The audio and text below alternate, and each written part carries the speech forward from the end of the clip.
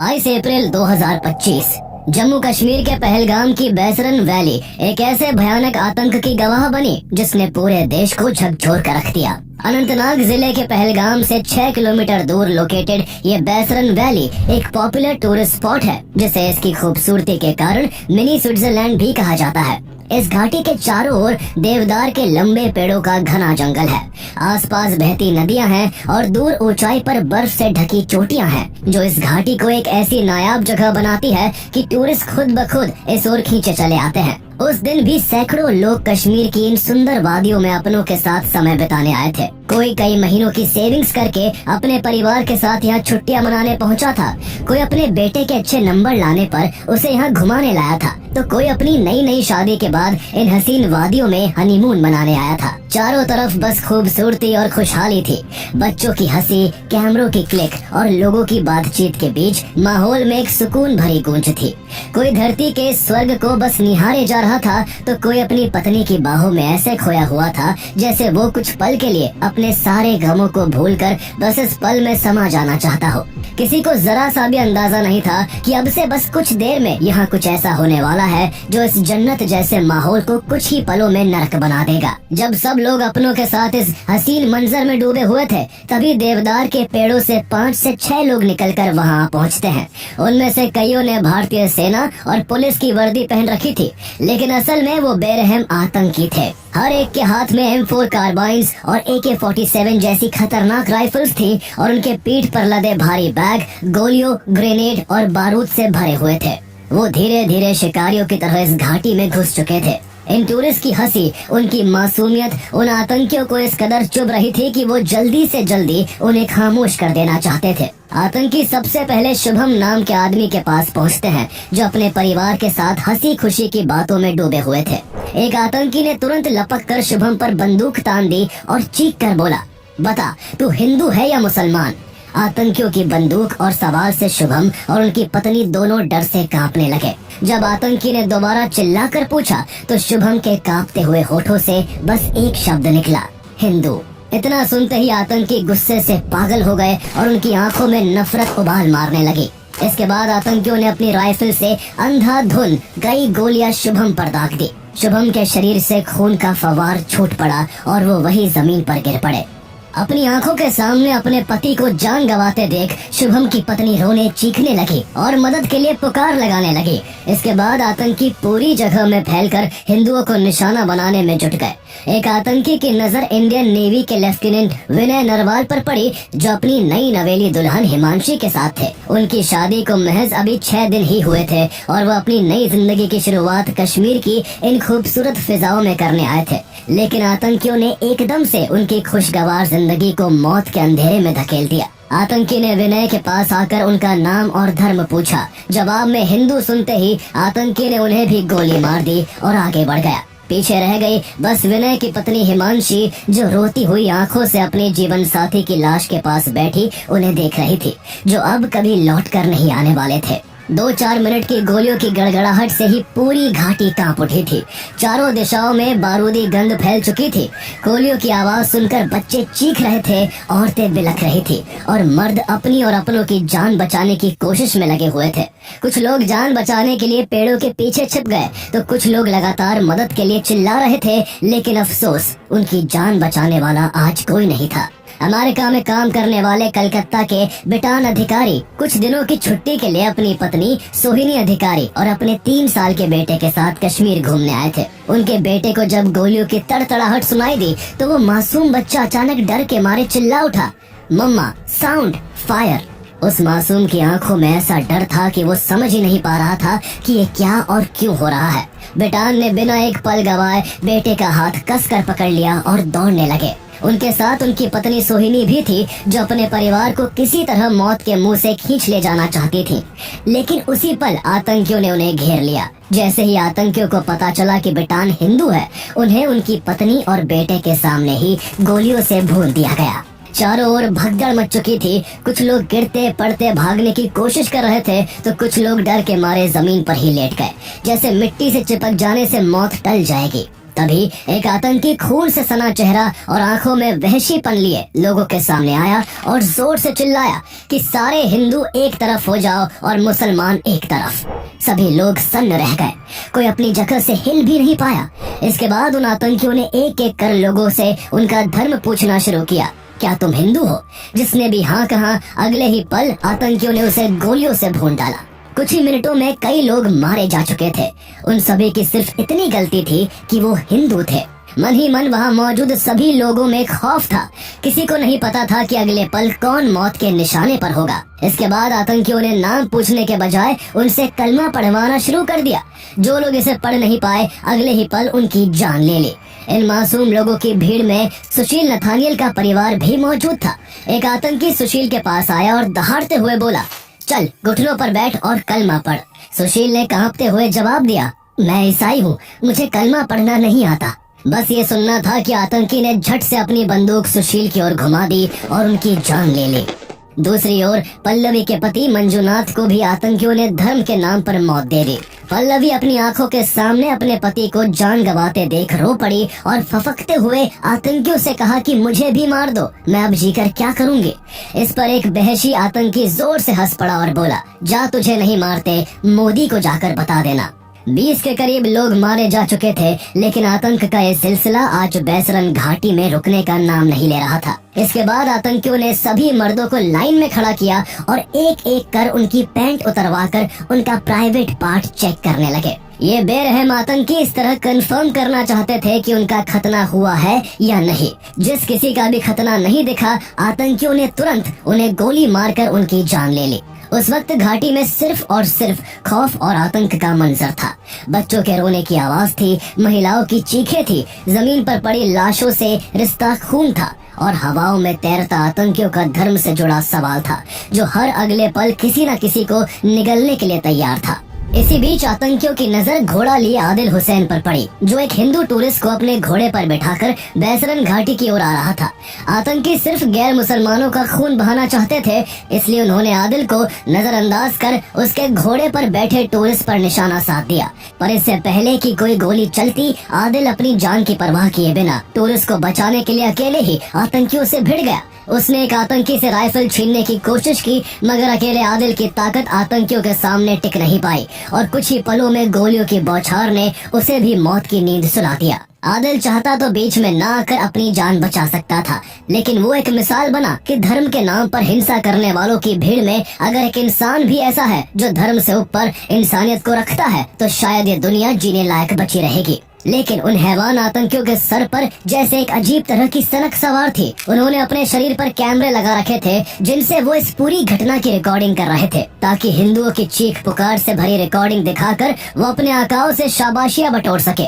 उन आतंकियों को जब वहाँ कोई और गैर मुस्लिम मर्द नहीं दिखा, तो वो पहले से ही मर चुके लोगों पर फिर से गोलियों की बौछार करने लगे और मरे हुए लोगों के लहूलुहान जिस्मों के साथ वहशी दरिंदे की तरह हंसते हुए सेल्फियां लेने लगे। उन्होंने पूरे 300 राउंड फायरिंग की थी। हैरानी की बात ये थी कि उन आतंकियों ने एक भी महिला को नहीं मारा था, क्योंकि उनके लिए ये औरतें उस घटना का सिर्फ गवाह नहीं थी, बल्कि उनकी दरिंदगी का जीता जागता सबूत थी, जिन्हें उन्होंने सिर्फ इसलिए छोड़ा था ताकि ये जिंदा लाशें जाकर इस नरसंहार की खबर देश और सरकार तक पहुंचा सके। इस आतंकी हमले में 26 निर्दोष लोगों की जान चली गई, जबकि करीब 20 लोग बुरी तरह से घायल हुए।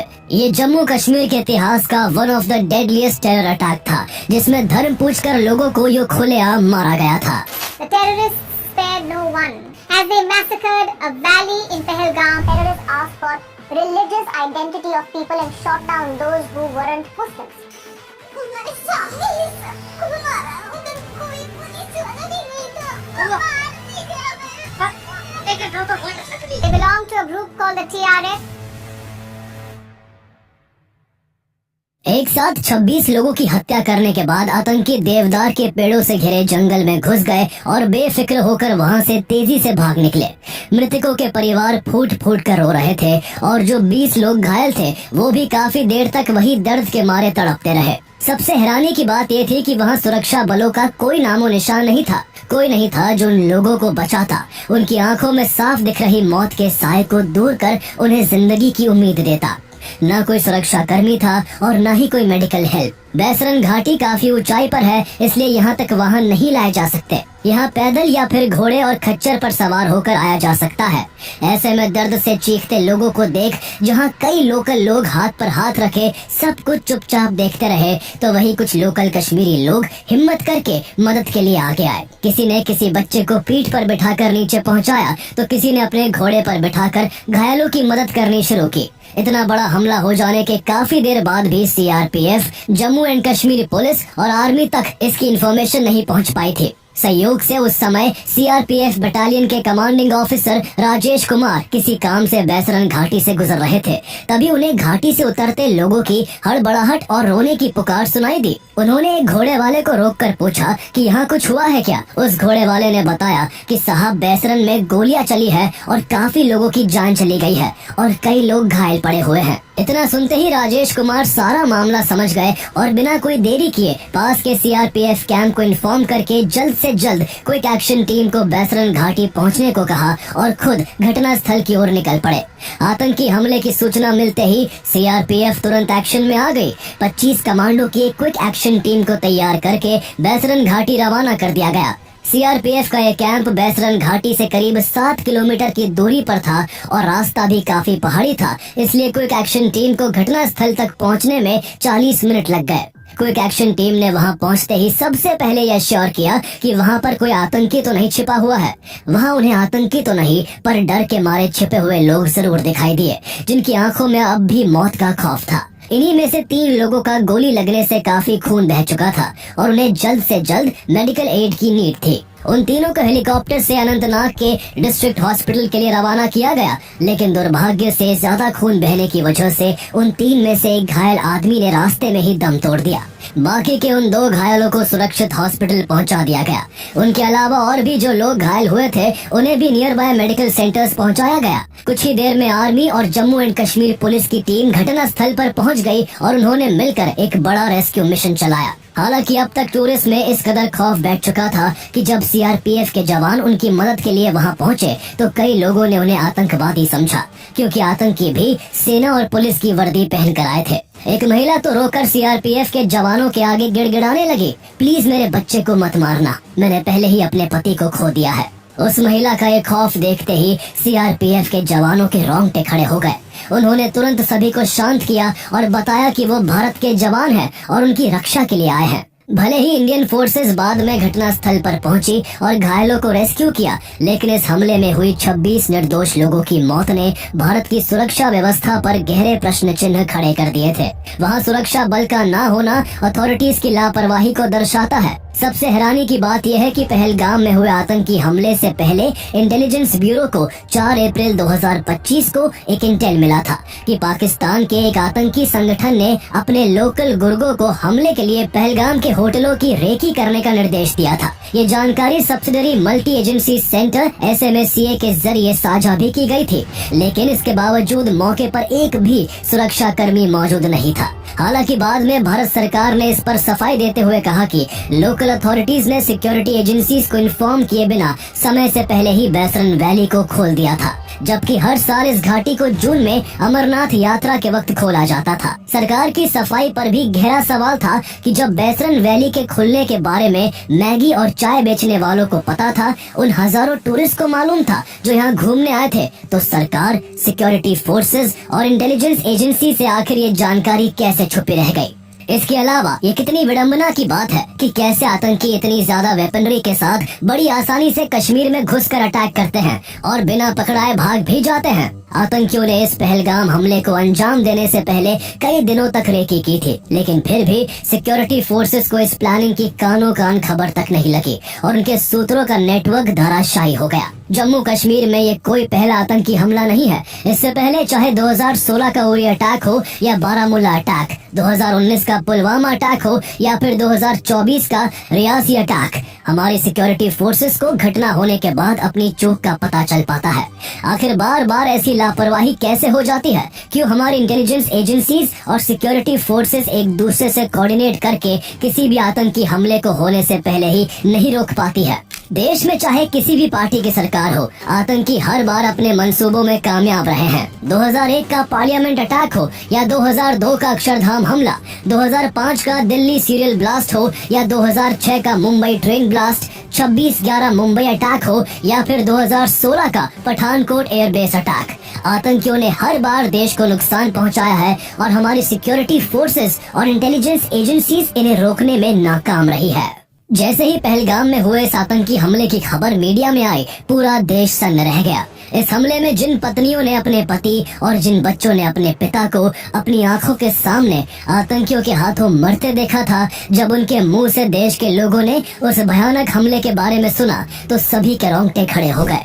सभी भारतीयों की आंखों में आंसू थे और दिल में गुस्सा। हर कोई इसका बदला चाहता था। भारत सरकार भी हमले के बाद एक्शन में आ गई। होम मिनिस्टर अमित शाह ने खबर मिलते ही पहलगाम का दौरा किया। जब उन्होंने वहां मृतकों के परिवार वालों की रोती हुई आंखें और चीखती हुई न्याय की पुकार सुनी, तो उन्होंने उन्हें भरोसा दिलाया कि इस हमले के जिम्मेदार लोग जल्द ही अपनी कब्र में होंगे। प्रधानमंत्री नरेंद्र मोदी जो पहलगाम में हुए हमले के वक्त सऊदी अरेबिया में थे, वो फौरन अपने दौरे को बीच में ही रद्द करके भारत लौटे और अगले दिन 23 अप्रैल को cabinet committee on security CCS की इमरजेंसी मीटिंग बुलाई। CCS की ये बैठक 2 घंटे से भी ज्यादा चली और इसमें पाकिस्तान को करारा जवाब देने के लिए गंभीर चर्चा हुई। इस आतंकी हमले की जिम्मेदारी द रेजिस्टेंस फ्रंट यानी TRF ने ली थी, जो पाकिस्तान के आतंकी संगठन लश्कर-ए-तैयबा का ही एक शैडो ग्रुप है। लेकिन असल में TRF या लश्कर-ए-तैयबा तो बस मोहरा थे। इस आतंकी हमले की जड़ें इतनी गहरी है कि ये जड़ें पाकिस्तान की इंटेलिजेंस एजेंसी ISI, पाकिस्तान के आर्मी चीफ जनरल असीम मुनीर और पाकिस्तान की शहबाज शरीफ की सरकार तक पहुंचती है। दरअसल पाकिस्तान अभी एक बहुत बुरे दौर से गुजर रहा है। वहाँ की सरकार पहले से ही लड़खड़ा कर चल रही है। वहीं दूसरी ओर पाकिस्तान के अलग अलग राज्यों में भयंकर अस्थिरता का माहौल है। पता नहीं आने वाले वक्त में पाकिस्तान का कौन सा हिस्सा अलग होकर नया देश बन जाए। सबसे बुरा हाल बलोचिस्तान का है, जिसे पाकिस्तान से आजाद करने के लिए बलोचिस्तान लिबरेशन आर्मी यानी BLA ने पाकिस्तान सरकार की नाक में दम कर रखा है। इसके अलावा पाकिस्तान की इकोनॉमी चरमराने के कगार पर खड़ी है और उसे विदेशी कर्जे पर गुजारा करना पड़ रहा है। ऐसे में पाकिस्तान ने अपनी समस्याओं को हल करने के बजाय भारत में अशांति फैलाने पर ज्यादा ध्यान दिया, ताकि इससे न केवल पाकिस्तान की जनता का ध्यान जरूरी मुद्दों से हटाया जा सके, बल्कि जम्मू कश्मीर में आतंकवादी हमला करके भारत की एकता, खुशहाली और तरक्की पर भी चोट की जा सके। आर्टिकल 370 के हटने के बाद पिछले 2-3 सालों में जम्मू और कश्मीर में टूरिज्म बढ़ने लगा था, जिससे वहाँ के लोगों को रोजगार मिल रहा था। यही सुख शांति पाकिस्तान से देखी नहीं जा रही थी। वो जिन कश्मीरी नौजवानों को बहला फुसलाकर भारत के खिलाफ करता था, भारतीय सेना पर पथराव करवाता था, उसे वहाँ के नौजवानों के रोजगार मिलते ही चिंता सताने लगी। उसे लगने लगा कि अब उसके आतंकी मंसूबों का क्या होगा। पाकिस्तान फिर से जम्मू कश्मीर में नफरत और हिंसा चाहता था, लोगों को मजहब के नाम पर भड़काना चाहता था। इसलिए उसने TRF और लश्कर-ए-तैयबा के जरिए पहलगाम टेरर अटैक की घिनौनी साजिश को अंजाम दिया। लोगों को उनका धर्म पूछकर मारा गया, ताकि दोनों धर्मों के लोग भारत में एक दूसरे के खिलाफ हो जाए। हिंदू मुस्लिमों को सवालों के कटघरे में खड़ा कर दे और मुस्लिमों के अंदर हिंदुओं के लिए नफरत का जहर घुल जाए। पाकिस्तान के आर्मी चीफ जनरल असीम मुनीर ने हमले से कुछ दिन पहले ही पाकिस्तान के उच्च अधिकारियों और सरकार के लोगों के सामने अपनी स्पीच में ऐसा ही एक कम्युनल बयान भी दिया था,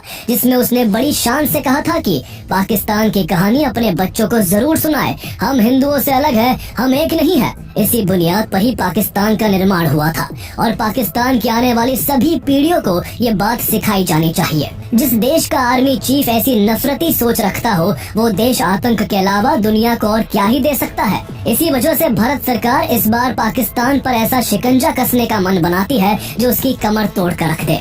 CCS की बैठक में भारत सरकार द्वारा पाकिस्तान के खिलाफ ऐसे सख्त फैसले लिए गए जो इससे पहले कभी नहीं लिए गए थे।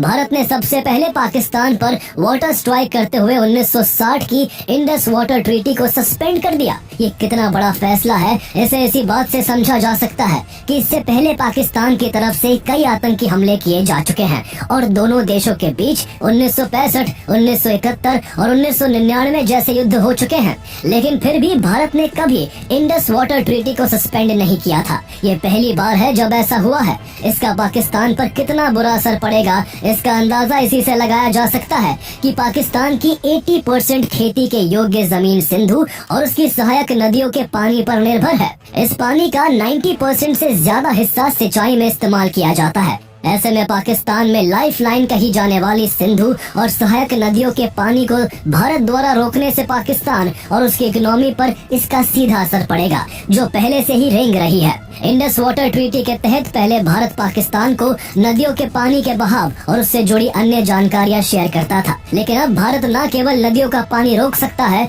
बल्कि बिना कोई अलर्ट दिए सभी नदियों का पानी एक साथ छोड़ भी सकता है। इस तरह पाकिस्तान को कभी सूखे का सामना करना पड़ सकता है तो कभी वहाँ बाढ़ जैसी सिचुएशन बन सकती है। इसके बाद भारत सरकार ने अटारी चेक पोस्ट को बंद करने का दूसरा बड़ा फैसला लिया। पाकिस्तान में इसी पोस्ट से सोयाबीन, मुर्गे का दाना, सब्जियां, प्लास्टिक दाने और लाल मिर्च समेत अन्य सामान भेजा जाता है।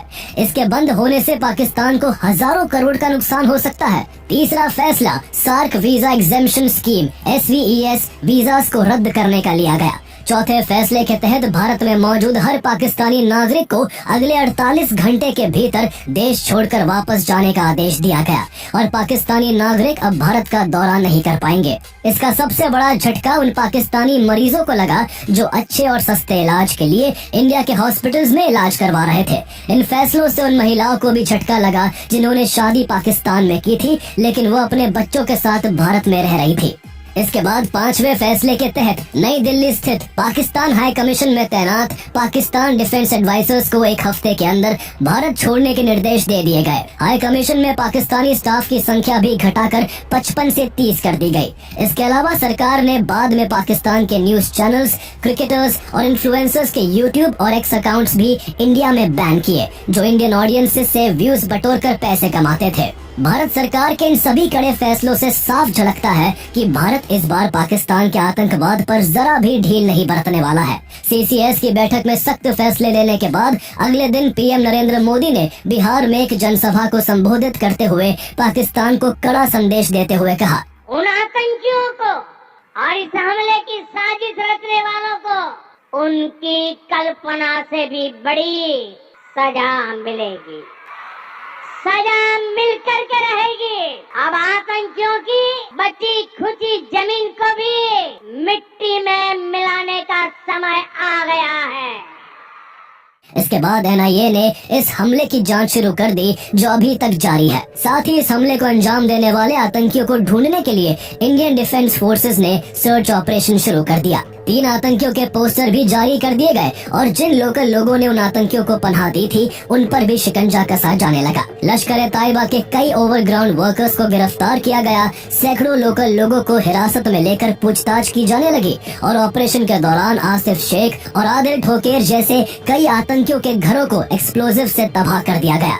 सुरक्षा बलों और आतंकियों के बीच मुठभेड़ भी हुई, जिसमें 6 पैरा SF के हवलदार झंटू अली शेख शहीद हो गए। इस बीच जम्मू कश्मीर में सक्रिय 14 लोकल आतंकियों की सूची जारी की गई, जिन्होंने पाकिस्तानी दहशतगर्दों को लॉजिस्टिक्स और जमीनी सहायता के अलावा सुरक्षित पनाह भी मुहैया कराई थी। इनमें 3 हिजबुल मुजाहिदीन, 8 लश्कर और 3 जैश-ए-मोहम्मद से जुड़े हैं। भारत की इस कड़ी प्रतिक्रिया को देख पाकिस्तान और उसके आतंकियों पर ऐसा असर हुआ कि जिस आतंकी संगठन TRF ने पहले इस हमले की जिम्मेदारी ली थी, वो भी भारत की कार्रवाई से घबराकर अपने बयान से पलट गया। TRF ने अपनी बात से पलटते हुए कहा कि उसका अकाउंट हैक हो गया था और उसका इस हमले से कोई लेना देना नहीं है। पाकिस्तान के प्रधानमंत्री शहबाज शरीफ ने भारत की सख्ती से घबराकर भारत सरकार से अपील की कि पाकिस्तान की सरकार न्यूट्रल रहकर इस हमले की जांच में भारत की मदद करने के लिए तैयार है। लेकिन भारत ने 2016 जैसी गलती इस बार नहीं की। 2016 में जब पठानकोट एयरबेस अटैक हुआ था, तब दोनों देशों के बीच ये तय हुआ था कि दोनों देशों की इन्वेस्टिगेशन टीम एक दूसरे के देशों में आकर इस हमले की जांच करेंगी। भारत सरकार ने पाकिस्तान की इन्वेस्टिगेशन टीम को जांच के लिए भारत आने दिया था, लेकिन पाकिस्तान ने भारत की इन्वेस्टिगेशन टीम को पाकिस्तान आने की इजाजत नहीं दी थी और पठानकोट अटैक को फॉल्स फ्लैग बताकर हमले के लिए भारत को ही जिम्मेदार ठहरा दिया था। जब पाकिस्तान ने देखा कि भारत अब अपनी कार्रवाई से पीछे नहीं हटेगा, तो उसने भी बौखलाकर शिमला एग्रीमेंट रद्द कर दिया और अपना एयर स्पेस इंडियन प्लेन्स के लिए बंद कर दिया। भारत की तरफ से की गई 2016 की उरी सर्जिकल स्ट्राइक और 2019 की बालाकोट एयर स्ट्राइक का पाकिस्तान की सेना में ऐसा डर है कि पहलगाम हमले के बाद से पाकिस्तान की सेना लगातार LOC पर फायरिंग कर सीज फायर का वायलेशन कर रही है। उसे डर है कि कहीं इंडियन कमांडोज पिछली बार की तरह इस बार भी उसकी पनाह में बैठे आतंकियों और उनके कैंपों को ढेर ना कर दे। पाकिस्तान का एक खौफ तब और बढ़ गया जब PM नरेंद्र मोदी ने 29 अप्रैल को देश के हायर डिफेंस ऑफिसर्स के साथ एक बैठक की, जिसमें उन्होंने साफ कहा कि देश से आतंक को खत्म करने के लिए हमारी सेना कोई भी एक्शन लेने के लिए पूरी स्वतंत्र है।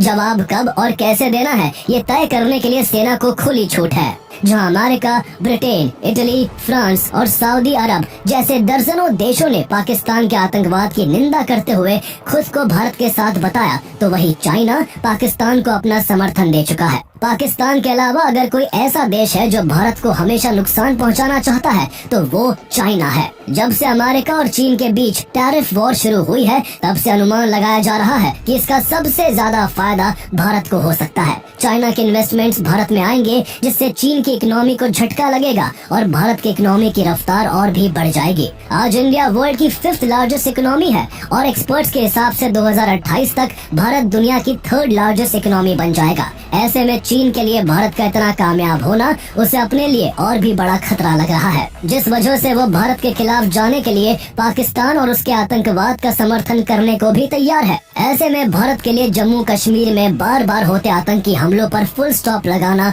बेहद जरूरी है। सोचने वाली बात है कि आखिर जम्मू कश्मीर में पाकिस्तान बार बार कैसे आतंकी हमले करवाने में सफल हो जाता है। 1980 के दशक में पंजाब में भी पाकिस्तान ने भारत को तोड़ने की कई साजिशें की थी। पाकिस्तान ने मिलिटेंट्स को हथियार और पैसे देकर पंजाब को भारत से अलग करने की कोशिश की थी, लेकिन भारत सरकार ने कई बार के प्रयास के बाद पाकिस्तान की साजिश को नाकाम करके पंजाब को मिलिटेंसी के मुंह से बाहर निकाल लिया था। लेकिन जम्मू कश्मीर में ऐसा क्यों नहीं हो पाता? कई दशकों की उथल पुथल के बाद भी आखिर क्यों पाकिस्तान की साजिशों को हमेशा हमेशा के लिए खत्म नहीं किया जा सका है? दरअसल पंजाब की स्थिति को भारत सरकार इसलिए काबू कर सकी क्योंकि इंडियन गवर्नमेंट का पंजाब पर पूरा कंट्रोल था। इसके अलावा पंजाब में सेपरेटिस्ट को लोकल लोगों का सपोर्ट नहीं था, इसलिए पाकिस्तान के मंसूबे कामयाब नहीं हो सके। लेकिन जम्मू एंड कश्मीर की स्थिति पंजाब से बिल्कुल अलग है। 1947-48 के फर्स्ट कश्मीर वॉर के बाद से जम्मू एंड कश्मीर का करीब 35% हिस्सा पाकिस्तान के कब्जे में है, जिसे पाकिस्तान ऑक्यूपाइड कश्मीर यानी POK के नाम से जाना जाता है। POK को ही पाकिस्तान ने आतंक का अड्डा बनाया हुआ है। POK की ज्योग्राफिकल कंडीशंस आतंकियों को भारत में घुसपैठ का एक आसान रास्ता प्रदान करती है। घाटियों, पहाड़ों, घने जंगलों और कमजोर फेंसिंग वाली LOC से होकर आतंकी आराम से भारत में दाखिल हो जाते हैं। कई जगहों पर तो LOC की सुरक्षा सिर्फ कंटीली तारों तक सीमित है। पाकिस्तान और उसके आतंकी गुट भारत के कश्मीरी मुस्लिमों को भी जिहाद और जन्नत के नाम पर भड़काकर अपने साथ शामिल कर लेते हैं। अभी तक जम्मू कश्मीर में जितने भी हमले हुए हैं वो सब लोकल लोगों की मदद से ही पॉसिबल हुए हैं। कुछ कश्मीरियों की मदद से ही आतंकियों ने POK के अंदर कई जगहों पर लंबे लंबे टनल बना रखे हैं जो सीधा भारत में खुलते हैं। कई जगहों पर भारतीय सेना की चौकियों से महज 3-4 किलोमीटर की दूरी पर ही POK में आतंकी लॉन्च पैड्स मौजूद है, जिन्हें पाकिस्तानी सेना और ISI की मदद से लश्कर-ए-तैयबा, जैश-ए-मोहम्मद और हिजबुल मुजाहिदीन जैसे आतंकी गुटों द्वारा ऑपरेट किया जाता है। पाकिस्तान लंबे समय से भावलपुर जैसे अपने इलाकों के साथ साथ POK के मुजफ्फराबाद, कोटली, मीरपुर और बाग जैसे एरियाज में भी आतंकवादियों की एक बड़ी खेप तैयार कर चुका है। आतंकियों को पाकिस्तान और POK दोनों जगह ट्रेनिंग दी जाती है। POK में पाकिस्तान ने बड़ी संख्या में मदरसे खोले हैं, जहां युवाओं के दिमाग में बचपन से ही भारत के खिलाफ नफरत भरकर उन्हें आतंकी बनने को मजबूर किया जाता है। इन्हीं कैंप्स में आतंकियों को हथियार चलाने, विस्फोटक बनाने और उसके बाद इंडिया में घुसपैठ करना सिखाया जाता है। Pathankot airbase attack, Uri attack, Pulwama attack और अभी हुए पहलगाम अटैक में आतंकियों को POK में ही ट्रेन किया गया था। POK में मौजूद आतंकी कैंपों को डिस्ट्रॉय करने के लिए भारत 2016 में सर्जिकल स्ट्राइक और 2019 में बालाकोट एयर स्ट्राइक भी कर चुका है, लेकिन इसके बाद भी POK में आतंक की फसल तैयार की जाती रही है। इसलिए पाकिस्तान के आतंक को खत्म करने के लिए POK पर भारत का कंट्रोल होना बेहद जरूरी है। जब तक जम्मू कश्मीर का वो हिस्सा पाकिस्तान के कब्जे में रहेगा, पाकिस्तान अपनी हरकतों से बाज नहीं आएगा। भारत सरकार भी इस बात को अच्छे से समझती है, इसलिए कई मौकों पर नेशनल एंड इंटरनेशनल प्लेटफॉर्म से भारत सरकार पाकिस्तान ऑक्युपाइड कश्मीर को बहुत जल्द फिर से भारत में मिलाने की बात कह चुकी है। भारत ने जिस तरह अभी पाकिस्तान के खिलाफ सख्त फैसले लिए हैं, उससे लगता है कि आने वाले वक्त में जरूर इस तरफ कदम उठाए जा सकते हैं। पीओके को अगर फिर से भारत से जोड़ दिया जाता है तो वहाँ की सिचुएशन फिर इंडियन अथॉरिटीज के अंडर होगी। वहाँ आतंकी कैंपों का खात्मा हो जाएगा और पाकिस्तानी आतंकियों पर शिकंजा कसा जा सकेगा।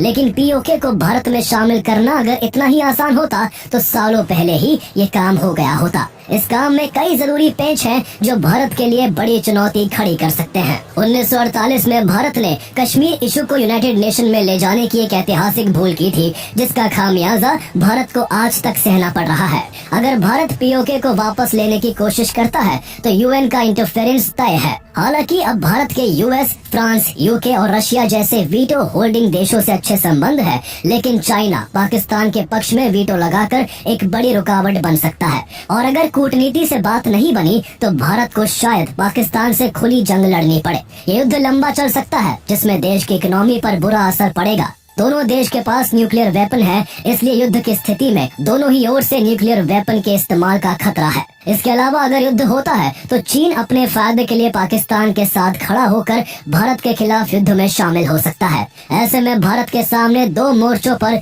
युद्ध लड़ने की एक बड़ी चुनौती होगी। इसलिए भारत को हर पहलू को ध्यान में रखते हुए एक ऐसा रास्ता खोजना होगा जिससे पीओके को मजबूती से भारत में मिलाया जा सके, क्योंकि जब तक पीओके भारत का हिस्सा नहीं बनता, शायद पुलवामा और पहलगाम जैसे हमलों को कभी जड़ से नहीं रोका जा सकेगा। आतंक को जड़ से मिटाना ही उन 26 निर्दोष लोगों को सच्ची श्रद्धांजलि होगी जिन्होंने पाकिस्तान के आतंकियों के हाथों पहलगाम में अपनी जान गंवा दी।